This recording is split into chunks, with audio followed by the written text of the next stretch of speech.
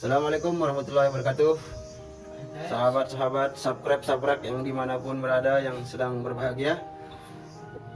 Kali ini kita akan berdiskusi mengkaji tentang manfaat batu akik versi tarekat jalanan. Silahkan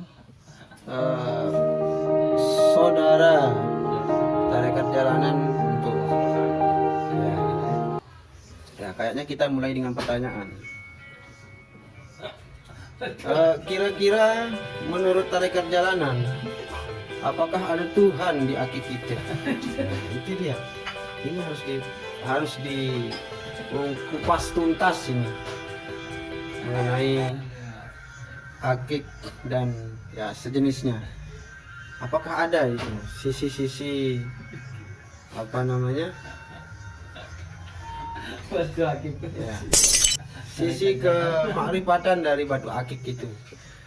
Ya, assalamualaikum warahmatullahi wabarakatuh. Ini pertanyaannya ini sangat. Apakah ada Tuhan di batu akik? Tidak ada, Pak.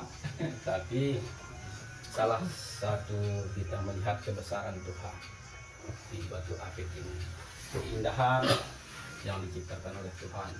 Salah satunya ya batu akik sama batu mulia ini.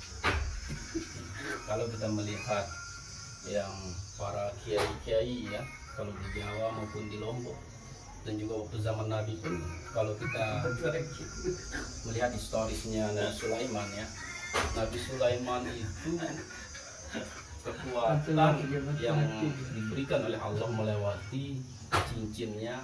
Kalau biasa kita kenal sekarang itu cincin Sulaiman. Di sana kekuatan yang diberikan oleh Tuhan melewati cincinnya. Cincinnya Nabi Sulaiman itu kalau kita melihat dari sejarahnya itu sampai iblis setan takut ketika melihat cincinnya, dan juga raja Ratu Balkis itu ya, itu untuk menunjukkan raja Ratu Balkis itu. Nah itu, dan juga banyak kiai yang kita lihat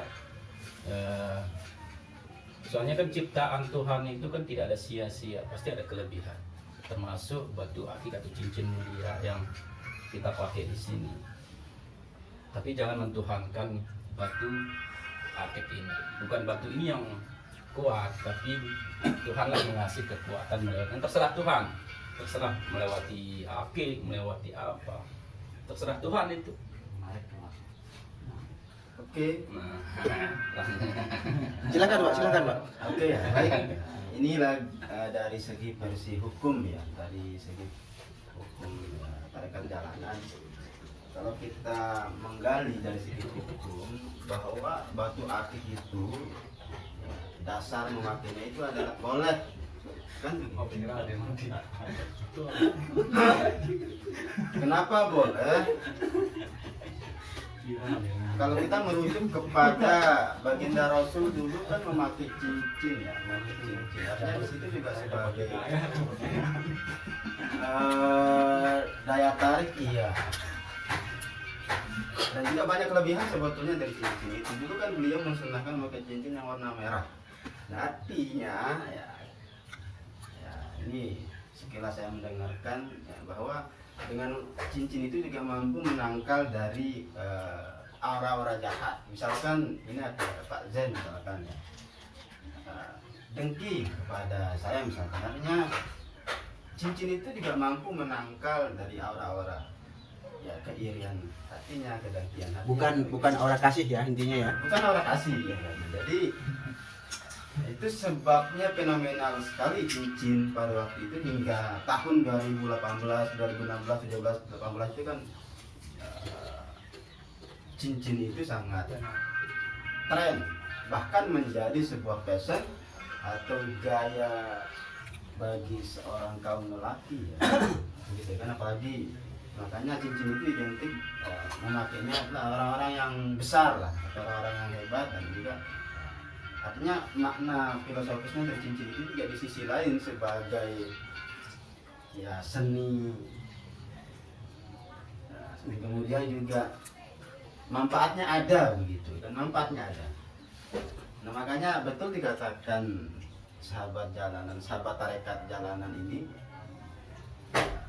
bahwa cincin itu juga manfaatnya ya. Yang namanya Allah itu kan menempatkan ya kekuasaannya itu ya di berbagai benda bisa. Jadi makanya cincin itu juga ada kelebihannya itu sebagai ya, bentuk bahwa Allah itu maha apa namanya ya, maha ini ya, maha kuasa dan sebagainya. Nah jadi poin yang kita sampaikan bahwa cincin dari segi hukum boleh, kalau kita beli dari sunnah malah itu sunnah ya, malah itu sunnah. Makanya para kiai, para ulama kenapa gemar memakai cincin? Ya, karena itu sunnah Rasul. Karena dari segi manfaat juga itu cincin yang seperti batu akik atau batu mulia apa namanya, manfaatnya sangat banyak. Makanya dari tadi saya katakan bahwa salah satu contohnya yang manfaatnya bisa menangkal aura-aura jahat dan sebagainya. Dan satu lagi untuk masalah batu mulia ini ya, kalau kita mengkaji di ilmu kimianya, di batu ini adalah ada energi positif batu itu. Dan juga ya diteliti di penelitian masalah batu mulia ini memang banyak yang hasil penelitian itu inilah banyak dampak positifnya. Misal taruh kan beda-beda macam batu mulia atau akik ini banyak, ada piros, ada kecubung, ada mirah, ada jamrud, ada bacan namanya, itu beda-beda khasiatnya itu. Itulah Tuhan menaruh perbedaan dalam arti warna yang diciptakan oleh Tuhan, beda-beda tempat untuk kekuatan yang diberikan oleh Tuhan.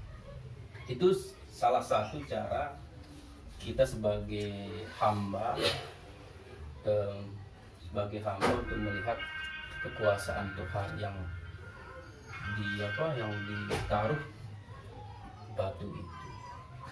Banyak sih yang kalau kita melihat sekali lagi di ilmu batu ini sangat yang disampaikan tadi itu banyak manfaatnya.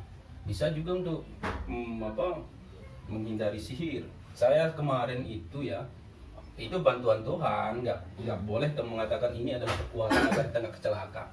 Satu kasus, saya juga pas di perjalanan tabrakan nih, motor saya juga sama motor lawan ini sangat, kalau tabrakan, tapi saya nggak jatuh, malah yang nabrak saya itu muter di atap, jauh jaraknya itu.